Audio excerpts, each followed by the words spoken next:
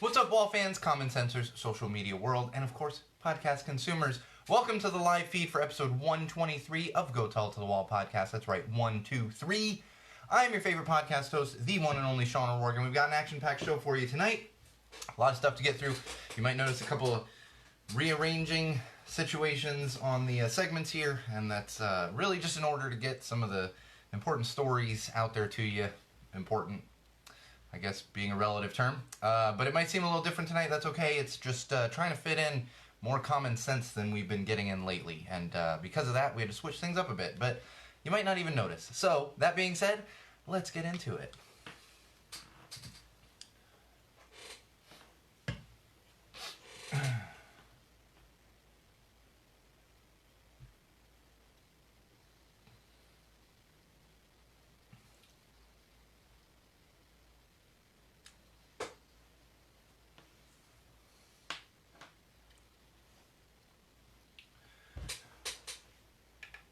Alright, wall fans, common sensors, podcast consumers, welcome to episode 123 of Go Tell It to the Wall podcast. I'm, of course, your absolute favorite podcast host, the one and only Sean O'Rourke, and we've got an awesome show for you tonight. Despite starting the episode with my microphone on mute, many of you wouldn't even have noticed that, but I like to point out my faults and my mistakes and just kind of own them. And this is one of those situations where I was doing that because it was definitely on mute there when I was not quite ready. All right, like I said, episode 123 of Go Tell It to the Wall. We always kick things off with our social plugs.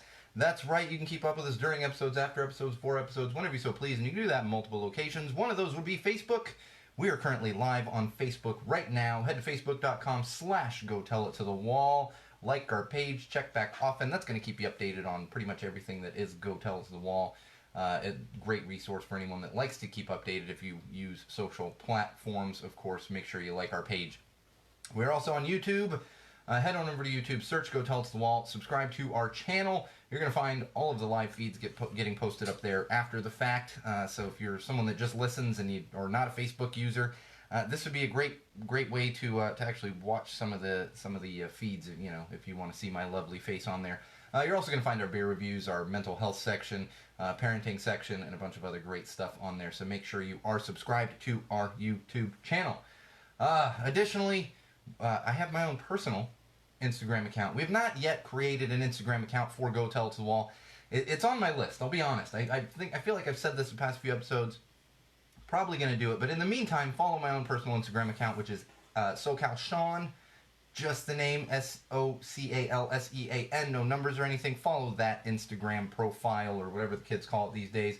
As I've said before, it's mostly pictures of kids, specifically my kid, and then a lot of concert pictures, which that's going to ramp up a bit. I'm not that guy that's holding the phone up during the concert, so don't expect a bunch of videos and stuff.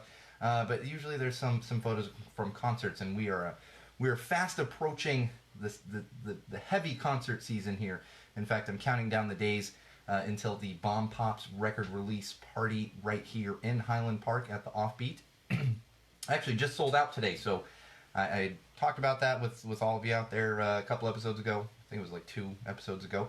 Now officially sold out, but if you still want to see the Bomb Pops during their record release, they have a free show down in Fullerton on that Saturday. That'd be March 14th, and maybe you're someone that likes to stay home on Friday the 13th, so you're avoiding it anyway. That'd be a good opportunity to see the Bomb Pops. But like I said, fast approaching to the heavy concert season, so on that Instagram account, that's SoCal Sean, you're going to see kids, and you're going to see, concert photos, band photos, people that are in the bands, myself, stuff like that. So follow SoCal Sean as well. We're still not using Twitter. If you're following it, there's still some stuff coming out, but we're done with Twitter. We're not doing the Twitter thing anymore. I'm not going to mention it anymore moving forward past this. And I feel like I'm missing a social plug, but I'm not. But what I am not forgetting to mention is SeanO'RourkeLive.com. That's our official website. That is my official website. That is also the official website for Go Tell It to the Wall. In fact, it should be set up correctly. If you type in GoTellItToTheWall.com, it's just going to take you to SeanO'RourkeLive.com because we do own both of those URLs. That's your one-stop shop for everything Go Tell It to the Wall and everything that is the one and only Sean O'Rourke. So make sure you bookmark that page, and you're also going to find links to all those social platforms I just mentioned, as well as a link to our Patreon campaign. I've mentioned this every episode. Please, please, please help us out in any way you can. Kevin, right now, friend of the podcast, is actually on the live feed. He is a patron. I always do that. He's a Patreon? No, he's a patron on our Patreon campaign. So please, please, please help us out. Every little bit helps to keep this studio running and in tip-top shape, I guess you could say. So please help us out. And you're going to find stuff on SeanO'RourkeLive.com that you're not going to find anywhere else. It's blog posts. There's photos up there that you're not going to find anywhere else. And familiarize yourselves with our on-air producers, Chris and Bridget, as well. You're going to find photos of them up there. So make sure you bookmark that and check back often. All right, beer this week. I'm at a bit of a loss for words, which is very rare for me. And it's not because I have a terrible beer. But I'll be honest with everyone out there, I picked this up about a week ago because I saw that Stone had a brand new brew that they put out. And it's actually part of their pilot series. So this is super limited, this particular Stone brew that I am holding in my lovely hand here. The reason I say I'm not excited about it is if you listen to last week's episode 122, I can't even remember what brewery that was. Oh, that's what it was. It was Firestone Walker. We had a hazy IPA from Firestone Walker. Weirdly, it was a 4%. And I'm not opposed to lower alcohol content beers. Sometimes I very much like them. But with an IPA, you lose a lot of the flavor on the beers when you make the alcohol content that low. The flavor from IPA actually comes from the hops, and they tend to be a little higher alcohol content because of that. And we're in a situation here. This is the Stone Neverending Haze IPA. Picked it up, real excited. I was like, oh wow, limited edition Stone, not going to be around forever. I get it home and I look, 4% alcohol content. Again, I'm not complaining about the alcohol content itself, but sure enough, I open one of these and it's pretty much a fruity lager with a bit of a hoppy aftertaste to it. So I'm not going to say I would not recommend this to people. And people who have listened to the podcast know I love Stone. I grew up with Stone. Before Stone was a thing, I was growing up with Stone down there in San Diego, North County, San Diego. I absolutely love Stone. I don't dislike this beer, but I wouldn't recommend this to somebody that's looking for an IPA because it does not taste like an IPA. It doesn't taste like a hazy IPA. It's more of a lager with a little bit of fruitiness to it. And that's all I'll say. It's not even like a pale ale, let alone an IPA. Nothing wrong with it, but just be aware if you're picking one of these up at the store, picking up a 6-pack or whatever, the Stone Neverending Haze IPA, it's going to drink closer to a lager. It's a nice, doing some yard work beer. And I think we're getting into this trend now. About a year ago, maybe a year and a half ago, the hazies started becoming huge, and everybody suddenly had the haze. But these were the real hazy IPAs, the juicy IPAs, sitting there anywhere from 6.5% to 8%. The Mind Taste from Firestone Walker, for example, is a great mainstream hazy IPA. But again, higher alcohol content. So I think we're moving into a little bit of a trend here with these lower alcohol content beers. And to be honest, I knew we were heading this way for a while because a lot of people that like to go out to microbreweries and craft breweries, when that blew up, they weren't really necessarily beer drinkers. It just became the cool thing to do. And so what happened was I think a lot of people were going out to brewery tasting rooms at noon, even earlier than that sometimes, starting to drink, and they're drinking these 8% beers and realizing that they're drunk at 2 o'clock and not able to continue, do a bunch more tasting. Here's the thing. It's possible to go do a tasting at a brewery and taste higher alcohol, tastier beers and not get drunk. You do the 4-ounce pours. That's what you do. But because people can't handle higher alcohol content beers, we're getting more and more of these in the mainstream, like this Stone Neverending Haze IPA, which, again, it's not a terrible beer. It's fine. It tastes okay, but it's a fruity lager with a little bit of a hoppier aftertaste. This is not an IPA. It's a bit insulting to IPAs out there to call this an IPA. And I will say I'm a little surprised at Stone for doing that because this is one of the breweries that really pioneered the really hoppy beers, those strong ales and stuff, and here we go. So coming to the trend that is a low alcohol content hazy IPA. The hazy has to be in finger quotes there because it's not a hazy IPA. But drink it and go mow your lawn. That's what I'd recommend that one for. All right. Before we move on to our other segments, we of course, as usual, as we've had for the past 20 episodes or so, our weekly Rant. And here's the weekly rant for episode 123 of Go Tell It to the Wall podcast. I actually don't have a ton this week, and it's something that I know bothers a lot of people out there because it's a common thing, and I've seen people posting about this. That's why I want to talk about it. And I won't even get that ranty about it. I just want to use some common sense here. And that pertains to social media trolls. And not even just trolls. You all know what the social media trolls are, but just people on social media. And what I'm specifically talking about is there's a lot of people out there who don't understand that it's possible to scroll through a social media feed, Facebook, Twitter, Instagram, whatever, and not have to engage with something that you disagree with. It's possible to do that. I think a lot of people out there don't realize that just because it's there and you're reading it doesn't mean you have to engage with that. Doesn't mean you need to start an argument or continue an argument. Most times people are starting arguments. It's amazing to me. And that's why I say not even just the trolls, because you expect that from trolls. And we get a lot of trolls here for Go Tell It to the Wall, and they comment on YouTube and get emails from people, and immediately you can tell. But I'm also talking about, like, your relatives out there.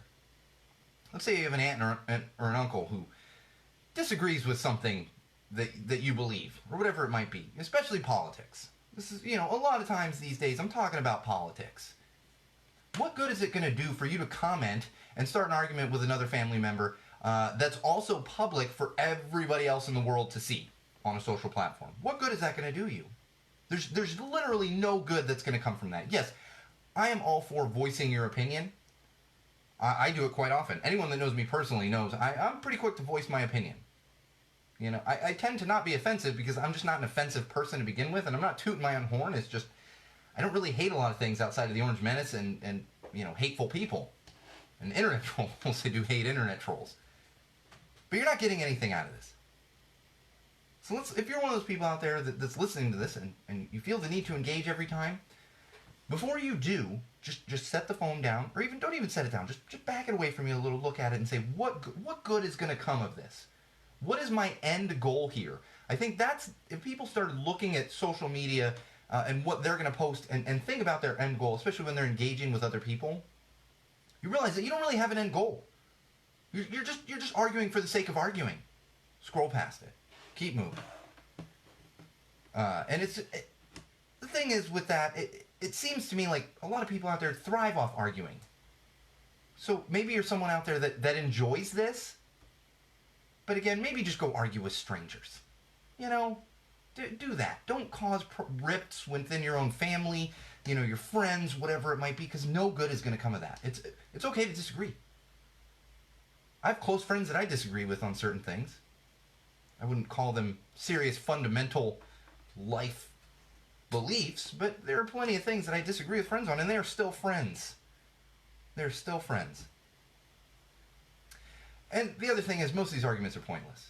Not only because you're not changing anyone's mind, but, like I said, what are you getting out of it? What is your end game? Think about that. Think about that. And the main thing is, you're not changing anyone's mind, especially when it comes to certain things like politics. Especially in that case. And then there's plenty of other things out there that people argue about, and there's no purpose to that argument, because it's not important. I'm talking about pop culture stuff. People argue about movies, and that's, you want to have a debate about a film or something in pop culture, that's one thing. But let's not get nasty with it. And I'll tell you, I love a lot of these punk rock groups, these ska groups that I'm in, a bunch of fan pages and stuff. That's mainly what I use Facebook for on a personal level, is these groups. And I'm noticing even within these groups, there's all this arguing. One of the most ridiculous ones was people were arguing over what punk is today in one of these groups I'm in. And I scrolled through it and it started giving me a headache.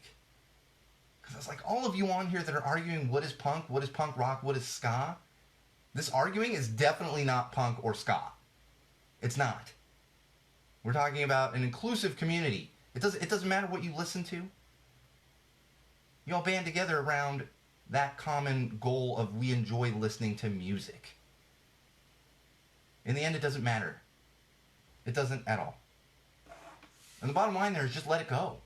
You're going to feel better if you're not starting these arguments, you're not getting involved in these arguments, you're going to feel much better from a mental health standpoint. I can guarantee you that. I'm talking about first-hand experience here. Someone who has a debilitating mental illness, step back from it. Let it go. Just like the freaking Frozen song that I have to hear 18 times a day because I have a 3-year-old at home. Let it go. And once more people learn to let it go, we can move past this pettiness. We can get along better as a society. And we can do better for one another and our families and our relatives and our friends and everyone else out there. So let's work toward that goal. Let's use social media in a positive way. Once we do that, we're all going to be in a better place. 100%. I just said 100%. I added the percent because the kids these days keep it 100. I don't even know. Like people put that little 100 emoji on everything, and I'm like, no, speak. Don't just emojis. We talked about that last week and people being insensitive with emojis and whatnot. Just speak. I don't understand the slang these days. I don't understand what a yeet is. I don't care to.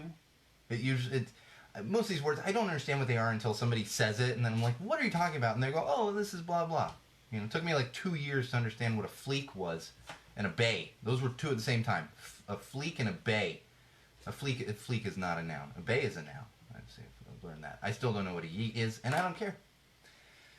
Maybe I should care, but I don't. I can't keep up with the lingo. I'm more of like an 80s, 90s California guy, and I say like 1,000 times in every sentence, and I say dude a lot. And I'm not saying that's right either. It's just I can't keep up with the ever-changing lingo that happens here. Hey, Chris, welcome to the live feed, our on-air producer. Aren't you working right now, Chris? Chris is probably hiding in the corner. I believe he might be on set right now, hiding in the corner, or just putting his phone in his pocket, increasing our watch numbers. I'm sure that's what's going on. All right, now that we've gotten sufficiently tangented after the Yes Tangented official Go Tell It to the Wall term that we came up with years ago. I think Bridget did, actually. Now that we're officially completely tangented, let's move on to some trending on social. I have a lot of great stuff for you this week. It's kind of a slow week in trending on social, which is kind of a good thing because I had to rant a lot about, violent challenges last week. So let's talk about some of these hashtags that are floating around right now. Hashtag National Retro Day. Today is actually National Retro Day. And people are having fun with this, especially if you follow certain things. Like, I've seen a lot of colleges that were sharing retro stuff. There's a couple of arcades sharing kind of retro arcade games, cameras, stuff like that. And this is just a fun one. Even game systems. Fun one for you to scroll through and see. Mostly positive stuff, which is always good about these hashtags, because sometimes you get the negative side of a lot of these hashtags. And, oh, Chris is on hiatus. Okay, that makes more sense. I was like, Chris, are you on set right now? And to be fair, I think there was a point where he was recently. But hashtag National Retro Day, check that one out. People are having fun with it. And it seems like it's actually staying pretty positive, which is nice. Hashtag stay away from people who. Hashtag stay away from people who. This one can go multiple directions, and I will tell you, we just talked about some people to stay away from, and those would be the internet trolls, the people that just like to argue on internet platforms, and all that madness. So definitely stay away from them. I would also say just stay away from negative people in general. I have learned that in my life, especially in my adult life, is just not only stay away from people who just constantly want to argue with you, but I've learned to stay away from people, and this is on a personal level, who are not. I don't want to say I only have people around me who help my mental illness, but I've definitely learned to not be around people who are detrimental to my mental health and to my mental illness. And I would definitely recommend that for anyone out there who deals with a mental health issue of any kind, because that's going to make you happier in the long run. All right, hashtag ruin a band by removing a letter. Hashtag ruin a band by removing a letter. I'll tell you, I was sitting in here, and I've got a bunch of band stickers on my wall, and I'm like, what? Who could not come up with a band by just removing a letter? You could change a letter, but not removing a letter. So I'm going to share a couple of these other ones with you, because people have been pretty creative here. One from Catherine Kelleher. We'll just call her Catherine, because I don't want to mispronounce that last name. This one's on Twitter. The Carpenters, instead of the Carpenters.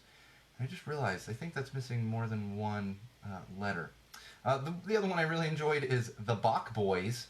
Hashtag ruin a band by removing a letter. That's, of course, the Beach Boys.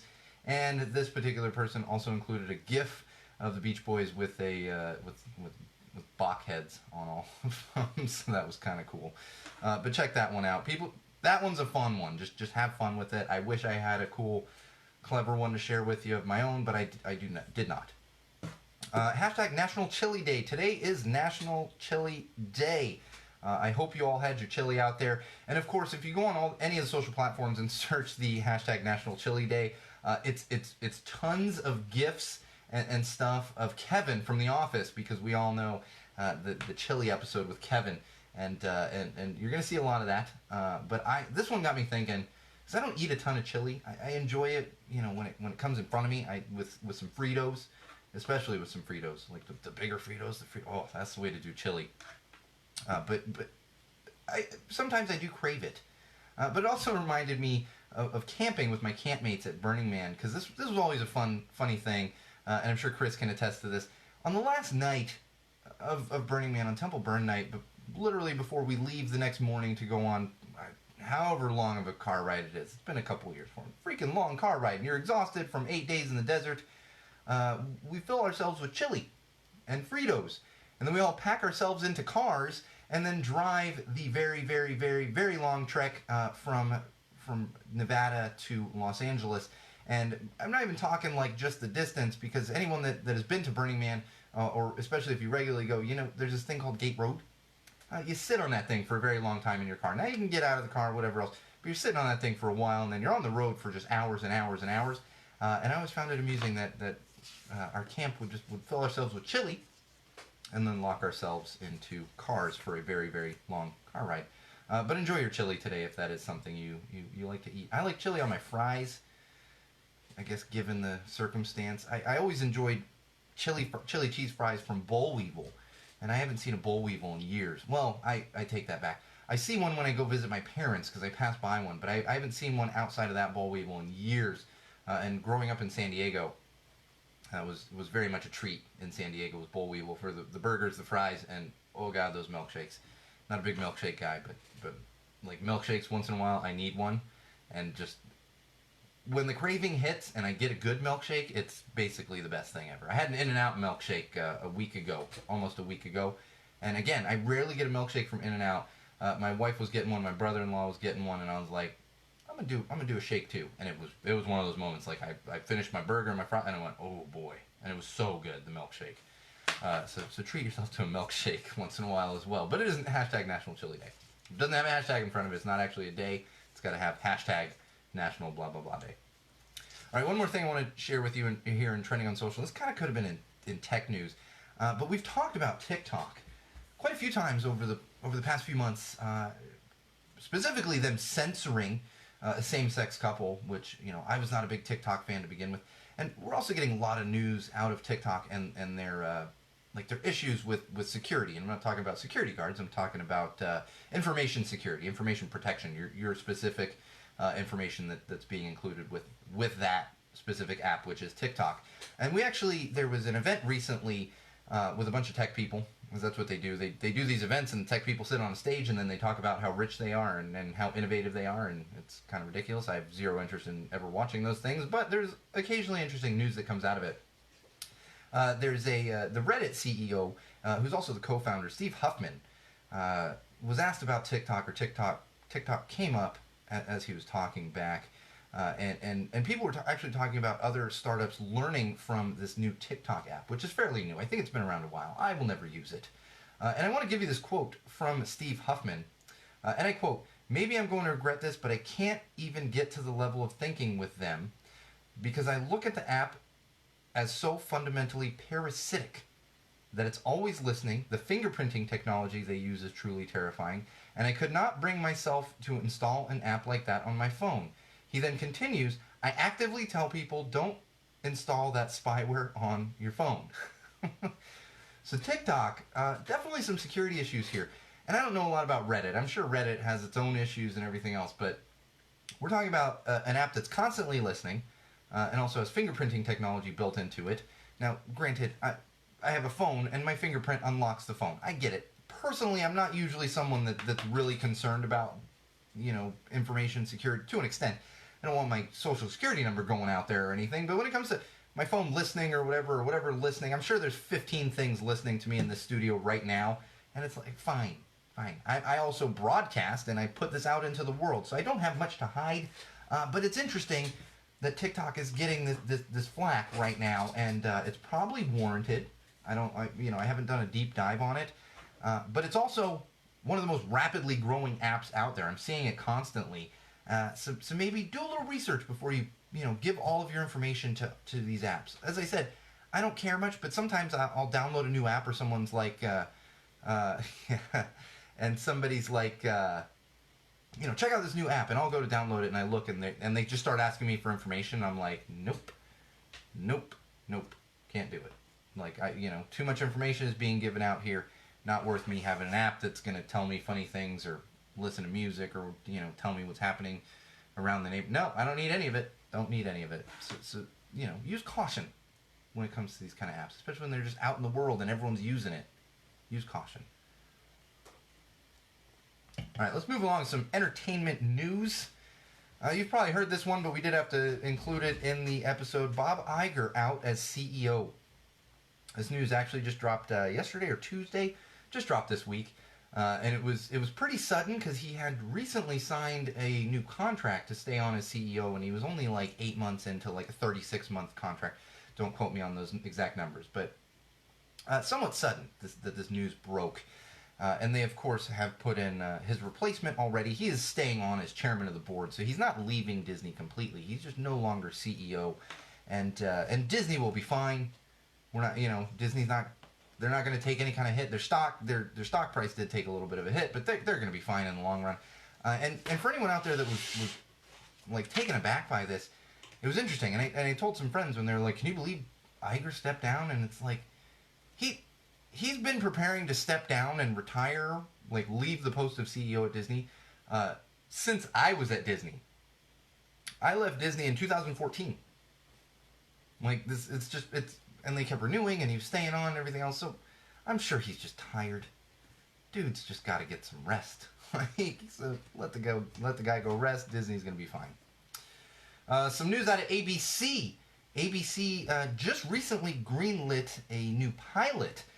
This is a late season pilot order from Disney. It's been in development since November. It's a new show, new pilot that's being shot, starring Jason Lee. Yes, that Jason Lee of My Name is Earl. More importantly, the Jason Lee of the View Askewniverse, and Kevin Smith.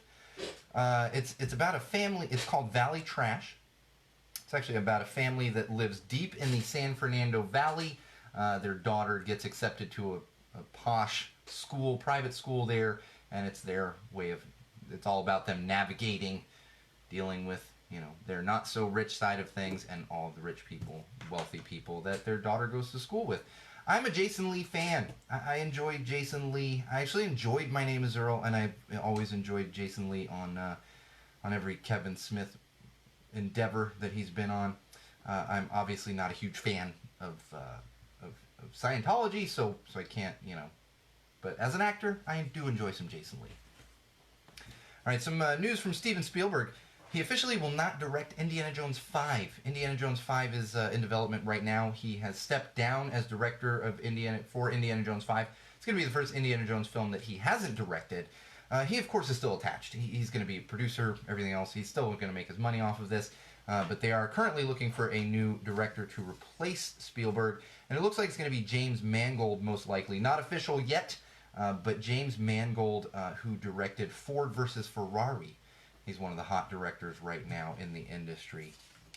And Spielberg's still going to have his creative input on this. He's just not going to actively direct it. Again, I'm sure the guy just wants some rest.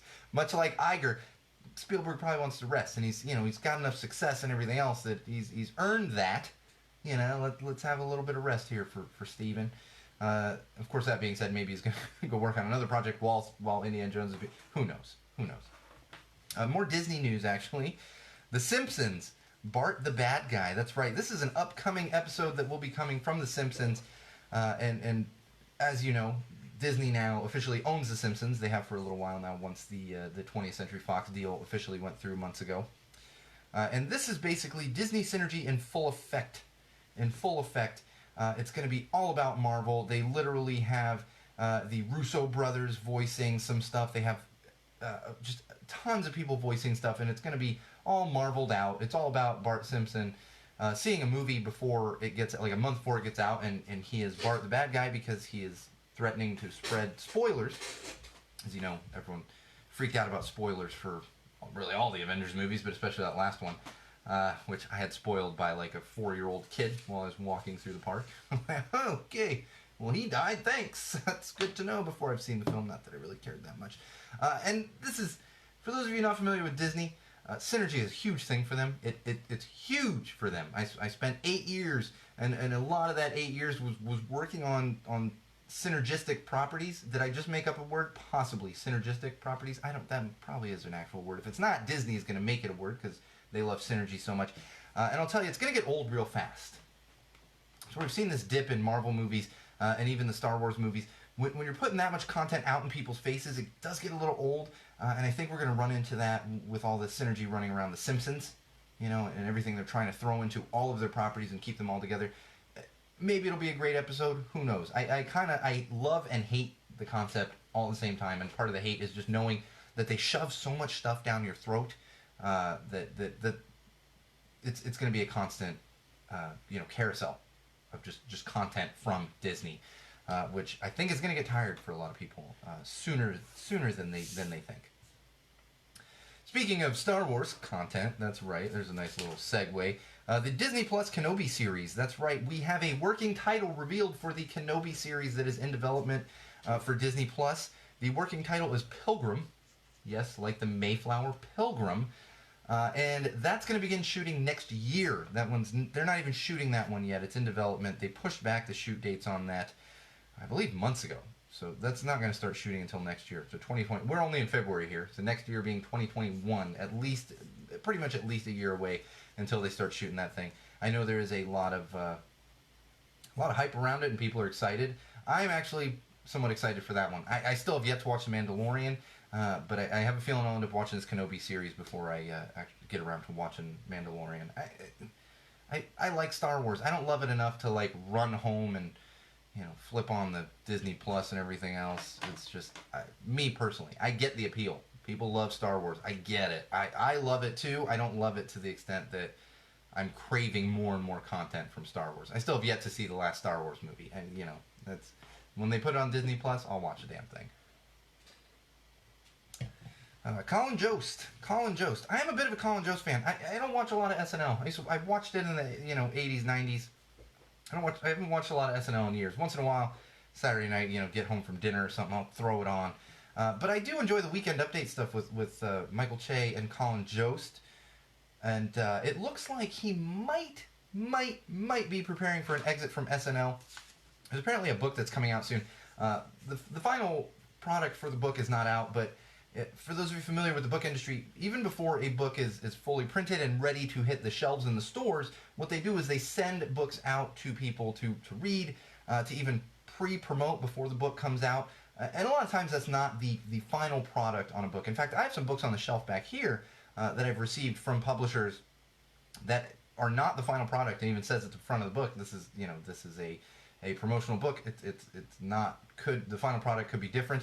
I've got a couple of those. So there was an excerpt from that book where it did make it sound like he's preparing an exit sometime after the next presidential election, which is obviously less than a year away. That's going to happen in November 2020. Now, again, a lot of conjecture around this, so we don't know that for sure, but there's a chance that Colin Jost could be preparing to leave SNL. It does make sense because word is he wants to work on some bigger projects and everything else, and he is becoming a big name. He's marrying a big name in Hollywood who's going to continue to work and literally has projects lined up, and that'd be Scarlett Johansson. So I could see him wanting to move on to bigger and better things, as most SNL people do, with the exception of Kenan Thompson. All right, moving along here. Saved by the Bell reboot. We're talking about this freaking thing all the time. I don't know why, but this one had to go in here. Dustin Diamond is actually not included in the Saved by the Bell reboot, which we kind of knew. When we first started talking about this, there was only 2 people, and then it got up to 3 because they did get Mark Paul Gosselaar signed on. It got up to 4 because now Tiffany Thiessen is signed on, but no Lark Voorhees and no Dustin Diamond, who, if you're not familiar with the show, played Screech on Saved by the Bell. And this one actually makes sense. And it's funny, he did an interview where he said, I don't understand how they could do a reboot without Saved by the Bell reboot without Screech. And it's like, well, maybe if you didn't go around stabbing people and getting arrested, then they might have invited you back. But you're a psychopath, Dustin. The dude's a psychopath. So clearly they're not going to put him on the Saved by the Bell reboot because he's a time bomb. You don't know what the hell's going to happen. The Lark Voorhees stuff, there's got to be they better have a damn good reason outside of what we talked about last week and it being her mental illness. But Dustin Diamond, no. There's no reason for you to sign that loose cannon on to be in a reboot. Don't sign him on to be in anything. Unless you're doing like another celebrity boxing match and he's going to beat the hell out of the kid from Silver Spoons, or I don't know. He had one of these. He was like did celebrity boxing for a while. And he did stab somebody and get arrested for it. Like, come on. Yeah, you want that guy on set with Mark Paul Gosselaar and Mario Lopez and Tiffany Thiessen and blanking on the other one's real name.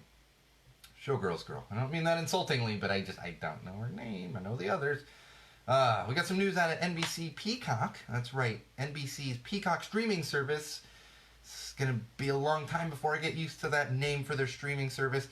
They added a bunch of content. Well, the streaming service is not launched yet. But they added a bunch of content for when the streaming service does launch, specifically from A&E. They signed a deal with A&E to stream a bunch of A&E shows. So you're going to find A&E shows on that Peacock. Makes sense for NBC Universal. I'm not surprised at all because they've got to compete with these other streaming services that just have a robust amount of content. Disney Plus, which is not only Disney content, but ABC content and Disney Channel content, Disney Junior. 20th Century Fox content. Just so much of it on there. It's got to be a way for the other streaming services to compete, and they're going to start signing on with these networks that don't have streaming services built in, like A&E. I genuinely can't remember who owns A&E, but we're going to be able to get A&E content on Peacock streaming.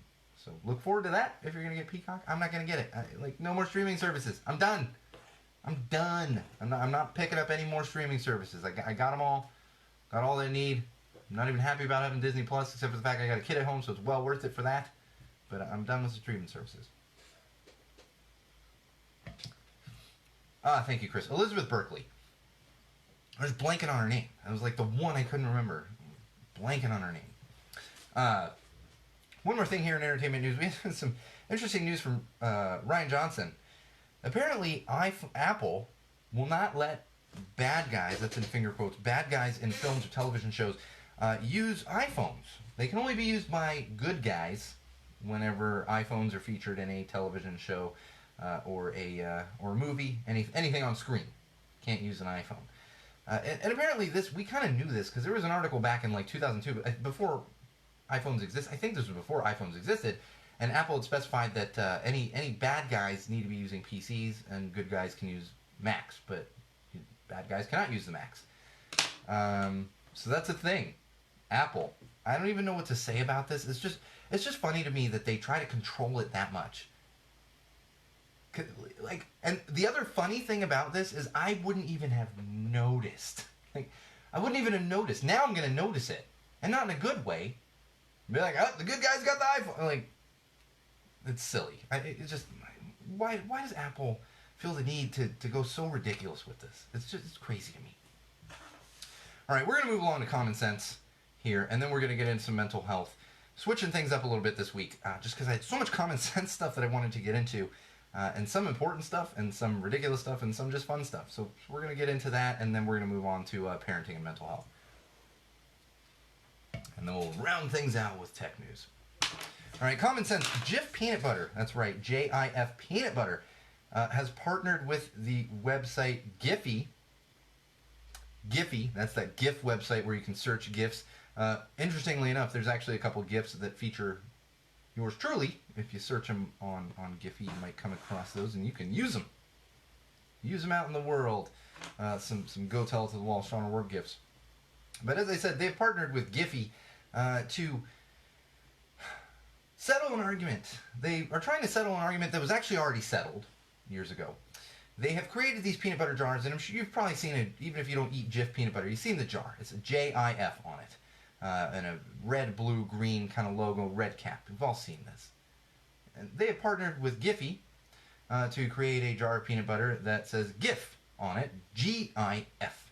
And underneath it says animated looping images.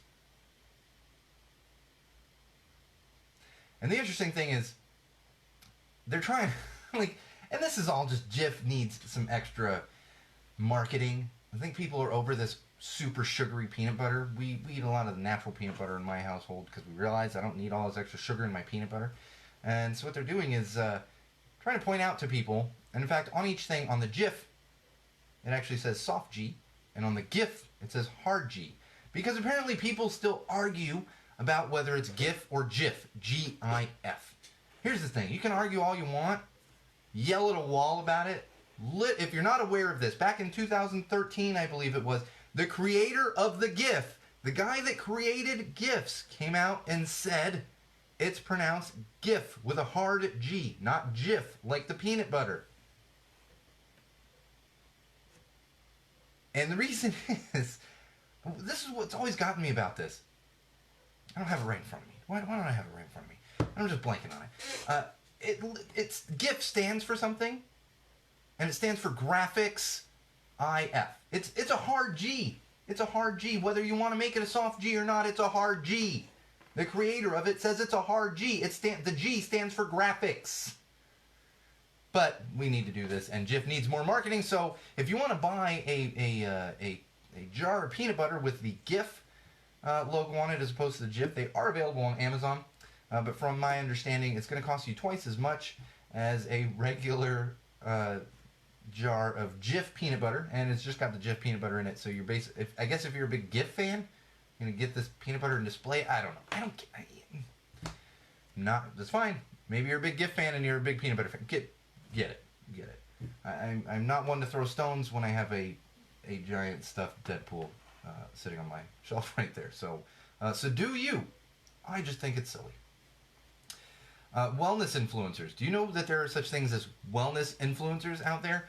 These are people that are getting on the internet and telling people how to live their lives and what's healthy for them. You know, like we've talked about with there was a woman who lived on air.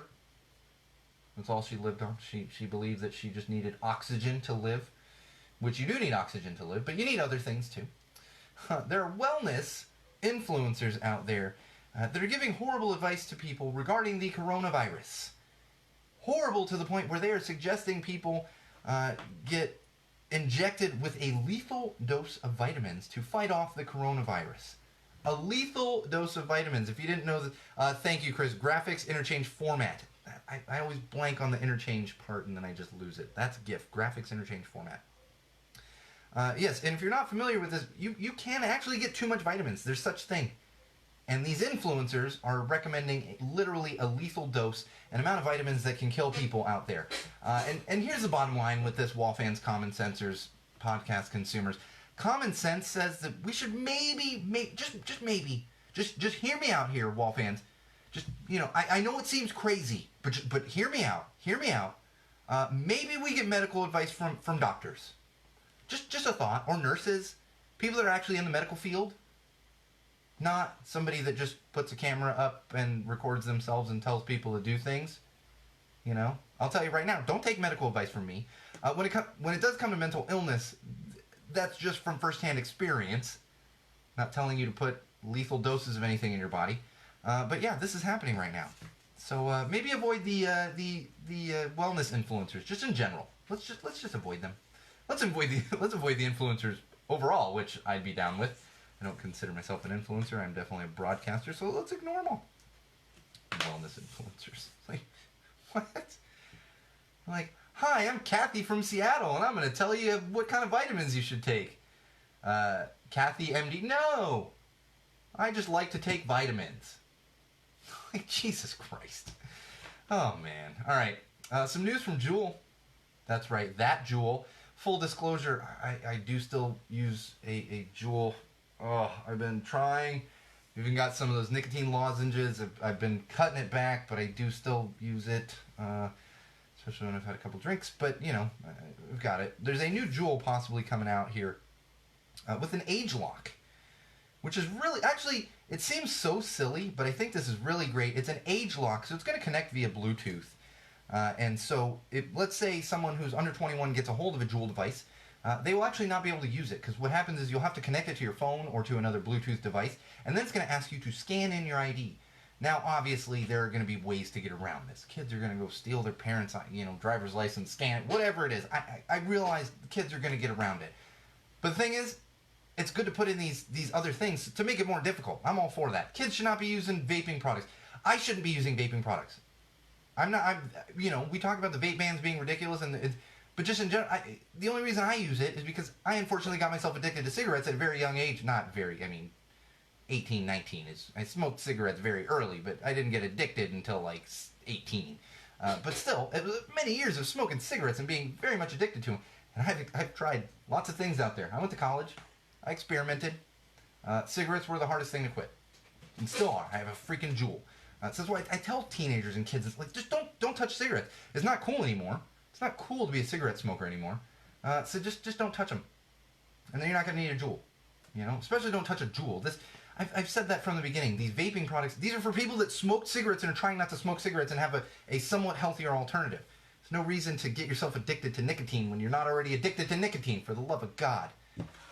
But common sense doesn't always prevail in this world. Snackin' bacon. I know Chris is going to love this because of and I don't know if you've seen this one yet, Chris, but you're going to love it because it's Dunkin'. It's a little Dunky action here. Snackin' bacon. Dunkin'. I'm still not used to calling them just Dunkin'. I stopped myself. I'm like, it's just Dunkin' now. It's not Dunkin' Donuts. It's Dunkin'. Dunkin' just announced, and I believe they're already available, Snackin' Bacon. And it is what you think it is. It's basically a little fry bag with 8 small, not like full-size pieces. They're kind of like half-size pieces of bacon in the bag. You go in there, let me get a Snackin' Bacon, and it's a little tiny bag of bacon. Holy shit, that's brilliant. That is just brilliant. And I can tell you, for somebody, and I'm not a big partier anymore, but on occasion I have a little too much to drink. And the first thing I crave in the morning when I've got a little bit of a hangover, bacon. Bacon. Any burner out there, unless they're a vegetarian or a vegan or whatever, doesn't eat meat at all, will tell you of the awesome benefits of bacon out on Playa. So I think this is brilliant. Dunkin', I love you, Dunkin'. I'm going to have to stop by and just, I got bacon at home too, but I just got to pick it up now, just to test it out. Snackin' bacon. I know you're excited about that, Chris. Chris is a big Dunkin' fan. Chris is from the Northeast, big Dunkin' fan. I am too. I'm just not from the Northeast. My father's from the Northeast. My mother's from the Midwest. So I got my fill of Dunkin', visiting those places. And now Dunkin'. See, I almost did it, Dunkin' Donuts. Now Dunkin's out here, much easier to actually get. And maybe I'll just tell my wife on the way home. My wife is like a half a block from a Dunkin'. Which can be dangerous, except she knows, don't bring donuts home every day, because I'll just, I need to lose weight as it is. If I'm eating Dunkin' every day, bad news. Bad news. All right, coronavirus products. That's right. I'm not talking about the products that I'm going to talk about in a minute. Bag-o' bacon. See, Chris, you need to be on the marketing team at Dunkin', because Snackin' bacon's good. Bag-o' bacon? Oh. You get so many people coming for a bag of bacon. So anyway, coronavirus products on Etsy. Apparently you can go on Etsy and get coronavirus products. And what I'm talking about is coronavirus proof, like face masks, disinfecting things and stuff. Well, we're finding out that there's a lot of counterfeit antiviral gear on Etsy that doesn't work. Let's jump back a little bit to the wellness influencers. We're kind of in the same boat here.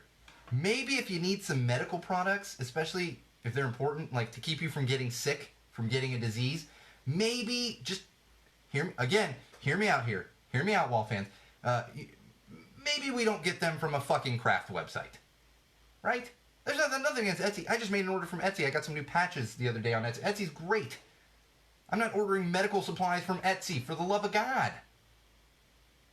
Go to the doctor. Go to a medical supply place. Go to the hospital. Freaking Etsy. And it's like even worse than... Because that's the thing. Is I get it. But if you're really going to do it online, go to Amazon. And I'm not trying to promote Amazon. But don't go to the craft website where people make things to sell. That's what Etsy is. Don't buy your medical supplies from a fucking craft website. Just don't do it. Hot tip. I guess people out there need to be told this. maybe get it from a medical supply place. Just, makes a little more sense. Speaking of coronavirus products, that's right, because of course, capitalism at its finest, there is actually coronavirus merch, like t-shirts and stuff, out there on the internet. If you're interested, it is disaster capitalism in full force. And it's funny because I want to sit here and blame the digital age for stuff like this, but this has happened just from the beginning. I grew up in San Diego for the most part. There was tons of blame it on El Nino products for years.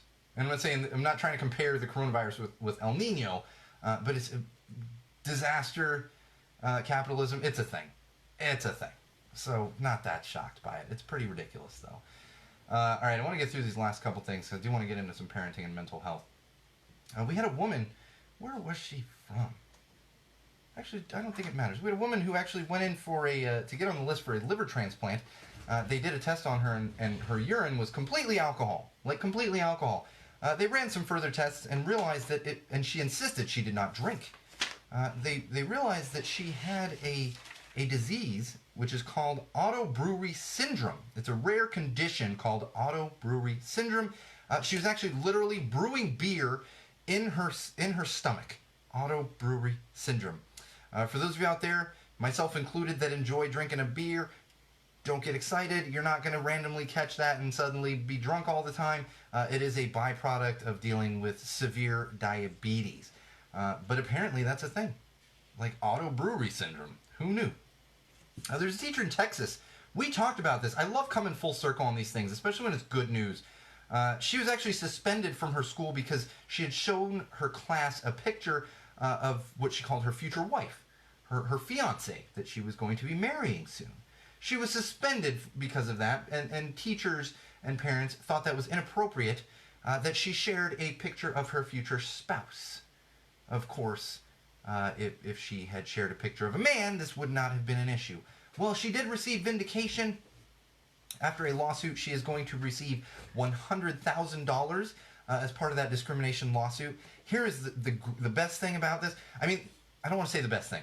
The extra cool thing about this is what she's doing. She's being awarded $100,000. She's taking $10,000 of that $100,000 and she is donating it to an LGBTQ charity there in Texas. Good on you. I'm glad that you won that lawsuit, and hopefully people will at least start to learn from this. You know what, I'm saving this. Oh, we're just not even gonna. You know what? Maybe we won't even. That's from last week too. I'm gonna leave that alone. It's a little too much. All right, let's move along to parenting here. That's right, parenting. I got a couple things just to go through with you. And one of these hit me a little close to home, and not necessarily because I'm worried about my daughter, but I often look at my daughter, and because of my mental illness, especially having obsessive compulsive disorder, there are things that I notice in my daughter, and a lot of times it's just typical toddler behavior. Some toddlers, you might look at their behavior and kind of what they do and the routines that they have to have and the organization of things and how they group everything together as kind of signs of OCD, but it's not necessarily. And there was the Gottman Institute actually put out some tips for people because, as you know, toddlers, they can have big feelings. They get so excited about the littlest thing. They get so sad about the littlest thing. In fact, tonight my daughter just, I was literally in the bathroom, and we were prepped for the show. I'd actually already shot the teaser on Facebook there. We'd gone live on Facebook for a couple minutes with the teaser. So I'm getting ready to come in and record. And my daughter, I say goodnight. I go in there for bedtime. My wife finishes, and we're in this habit where she calls me back in, and I got to go in and tuck her in again and say goodnight. Tonight it took me an extra minute because I was using the restroom. My daughter lost it. Started just tears everywhere. Lost it. She got a little emotional about that situation. And these are things to kind of notice in your kid, your children, especially toddlers at that age where emotion is just running so high. And there's a couple tips for you that I just want to run through because I found these obvious, but also just sometimes when the obvious thing is put out in front of you, you're like, oh, yes, that does make sense. One of those would be identify the feeling. I think it's important to understand what your child is feeling. It might seem so little to you, but it is so big to them. I remember my wife years ago, when we first had our kid, we're talking with some people, and it was like, well, taking things away from a baby, and it might be a dangerous thing, and you got to take it away. And you think of them as little scientists. And your little scientist might have just found the coolest thing in the world, and they think they discovered this thing, whatever it is they're holding. And then you take it away from them. How would you feel? How would you feel if you were out in the world and you discovered a new rock, a new animal, and someone comes along and takes it from you? You wouldn't feel good. So it's understanding that feeling, and then talking with them about it, and letting them know that you understand why they feel sad, and relate to them. Tell them, yes, that I understand that could make you feel sad. That would probably make me feel sad too. Assess your own feelings. This is one that really hit me, because I often have to do this. It is kind of just take a breath for a moment, because she might be doing something bad, my kid. She might not be listening in the moment, but it's understanding why she's not listening in that situation. Why is she throwing a tantrum? So try not to put your own feelings into that situation as much as possible. I get it. I have an Irish temper. My mother, and she still does. Ever since I was a kid, she calls it getting your Irish up. She says that about myself, about my father. You're getting the Irish up. It's the Irish temper. I got a little bit of a temper, and I'm not talking like throw things temper, hit my kid temper. But if she's not listening, sometimes I've had to teach myself to not go to that point yet. Not go to 10 and yell at her right away necessarily, and understand that maybe my feelings are clouding a little bit of that. And then, most importantly, is helping your child choose an appropriate verbal and behavioral response. They might be throwing a tantrum. Calm yourself and give them other ways to express that. This one I'm actually pretty good about with my kid, because she will start going to a tantrum because she's like, I can't find blah blah. Well, she's like, I need this, and she goes straight to tantrum depending on her mood, and I'll say, hey, baby doll, you don't need to. You just need to say, hey, Daddy, can I have this? Or hey, Daddy, can you help me find this? Those are important things. Don't dismiss it, but just point out that they can have a better response. And for me, it's often saying like, you didn't need to get so, and it's not those exact words, but you didn't need to necessarily yell here. I'm here to help you. You didn't need to expend all that energy. I'm here to help you with that.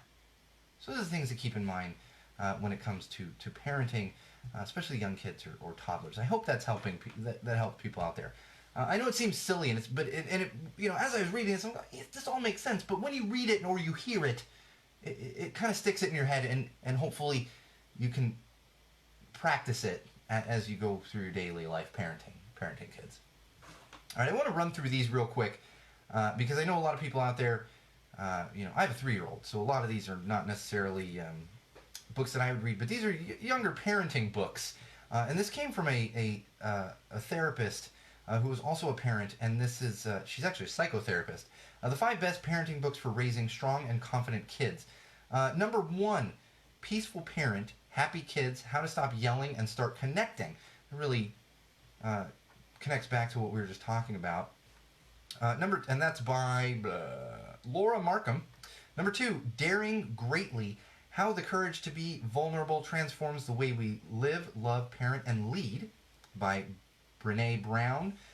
Number 3, How to Raise Successful People, Simple Lessons for Radical Results, by Esther Wojcicki. My Polish grandmother is rolling over in her grave because I think I just mispronounced that one. Number 4, Helping Your Anxious Child, A Step-by-Step Guide for Parents, by Ronald M. Rapie, Anne Wignall, Susan Spence, Vanessa Cobham, Heidi Lineham. 50 people wrote that book. Number 5, Permission to Feel, Unlocking the Power of Emotions to Help Our Kids, Ourselves, and Our Society Thrive, by Mark Brackett. Again, connecting back to what we were talking about. I think emotions is such a big thing that we need to consider with our children and how their emotions run. And obviously, I find myself, and I admit that, I'm much more keen to this simply because I've dealt with mental illness for the majority of my life. Speaking of mental illness, I want to move on to this mental health here, and then we're going to close out because we literally have 2 minutes left. So I just want to get through these 9 phrases, and we're going to do a Mental Health Monday specifically on this. But I will say, these are 9 phrases to never say to somebody that is dealing with mental illness. And I can attest to the accuracy of all of these. Number 1, you should try working out. Here's the thing. Anyone with mental illness that's been dealing with it, we understand that people think you should work out. I get it. It's like telling a smoker, hey, do you know cigarettes are bad for you? No, I had no idea. No idea. I'm going to throw it away now. No, we get that. This one is terrible. It's all in your head. Yeah, no shit. I recognize that even in the moment, even when I'm having an episode, I recognize it in my fucking head. Thanks for the tip. Number 3, why don't you just let yourself be happy? Because it's not a fucking choice. That's just as bad as saying you're choosing to feel this way. It's not a choice. Number 4, you're being selfish. Trust me, most people that deal with mental illness and have for a long time understand they're being selfish. It cannot be helped. Number 5, medication isn't the answer. For some people, medication isn't the answer, but that's not for you to say. Again, how many times have we said this episode? That's for a doctor. That's for a doctor to decide, and the person personally who is dealing with that mental illness. 6, just be more positive. Yeah, easy to say, harder to do. 7, hey, it could be worse. No shit. Again, even sometimes when I'm in certain episodes, I realize that it could be worse. It could be worse. I have my health outside of the mental illness. My wife has her health. My 3-year-old has her health. I get it. Number 8, it's just a bad day. Again, it may just be a bad day. Yesterday was a bad day. The next day is going to be a bad day. Maybe we'll have a couple good days, but a month from now there's going to be some more bad days. It's not just a bad day at all. Number 9, why didn't you speak up about how you were feeling? I think this is the one that is not as black and white. Because you shouldn't say this to someone you don't know well, and you probably shouldn't even say this to like a close friend. However, this is one of the phrases that maybe a spouse can say. And you don't say it, why didn't you speak up about how you were feeling? But for example, I will keep things to myself a little bit, and my wife, who knows that I deal with these things, will sometimes say, hey, what? No, do you want to talk about it? It's not so much, hey, speak up. It's more like, do you want to talk about it? Sometimes I don't. I say no. She says, okay. But knowing that there's someone there for you to talk to. We're definitely doing a Mental Health Monday with all those things and talk more specific. We're just running short on time. I did want to talk about these next 2 things, and we're just going to get rid of tech news for today. Yeah, no tech news today. There's a new study. I don't know where they did this one, but that shows evidence of toxic masculinity leading to a higher risk of suicide. This specifically pertains to the not expressing soft emotions, the people that are, the be a man types, like, you're a man, men don't cry, and blah, blah, blah. That's toxic masculinity to a T.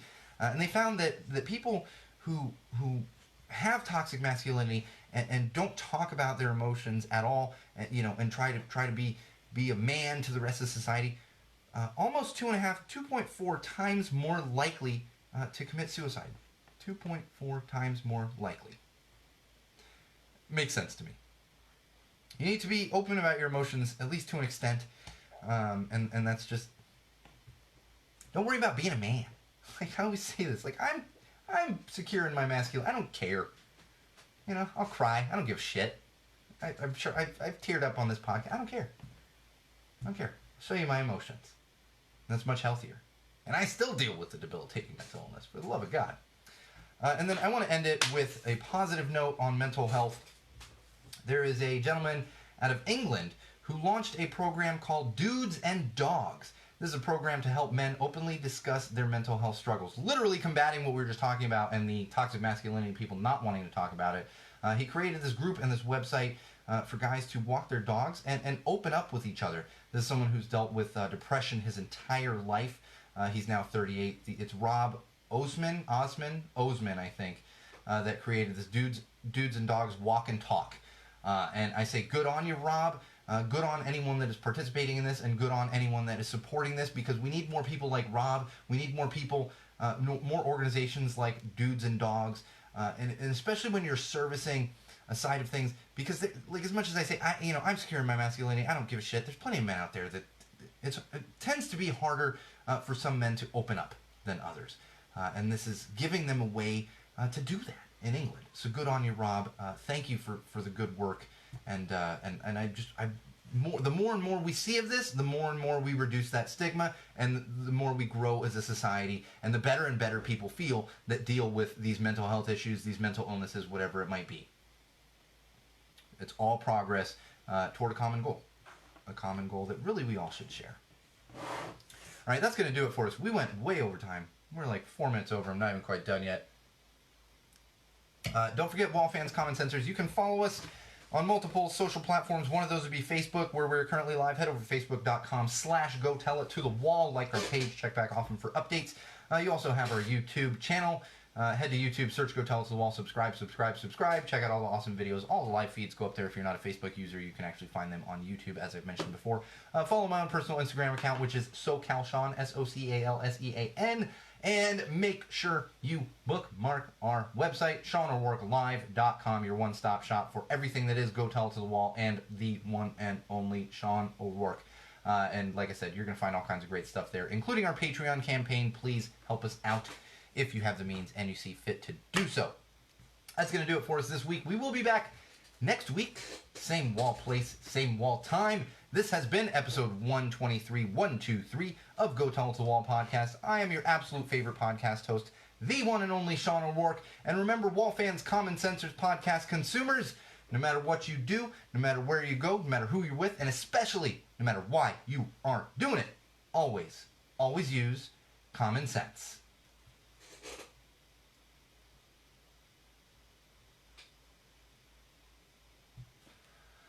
I gotta stop leaning back in my chair. I pick that shit up every time that I'm finishing, and I lean back in my chair, and it squeaks, and then it's on there. Not that anyone really cares that much. It's a podcast. We're not doing high-quality voiceover work here or anything, so I don't think it's that big of a deal. I just gotta get out of that habit. I'm exhausted. Yeah, I've still managed to not get sick. My wife and my daughter are on the mend, and I'm knocking wood. Don't jinx it. I have managed to not get sick. Lots of cool music news coming up, lots of shows, so we're going to be integrating a lot of that onto the podcast and probably onto the YouTube channel, so we'll get some new content up there for you. Mental Health Mondays is kicking off next week. That is happening Monday. It's going to be March 2nd, 1st, whatever it is. We're going to kick off Mental Health Mondays. Some more content coming your way, going to be featured on YouTube, but we'll also make sure it gets posted to Facebook and all the normal platforms, maybe on the website as well. I'm absolutely finished. Thank you, Chris, as always, for joining and helping me out tonight. And remember, yeah, we'll be back next week with a live feed. I don't know. I'm tired. I don't know why I'm tired. You know what it is? It got freaking hot this week. So I went out for walks this week, and I was like, I'm sweating. I was wearing shorts out walking today. Hot being, it was in the 80s today, but it's like, I'm not ready for this yet, and it's just taking it out of me. I'm done. It's definitely not this weak beer. Check out Stone Neverending Haze if you... Chris, you might like this.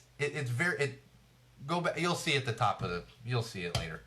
That's going to do it for me. I'm done. Remember, Wall Fans, Common Sensors, social media world, if you've got any complaints, go tell them to a wall.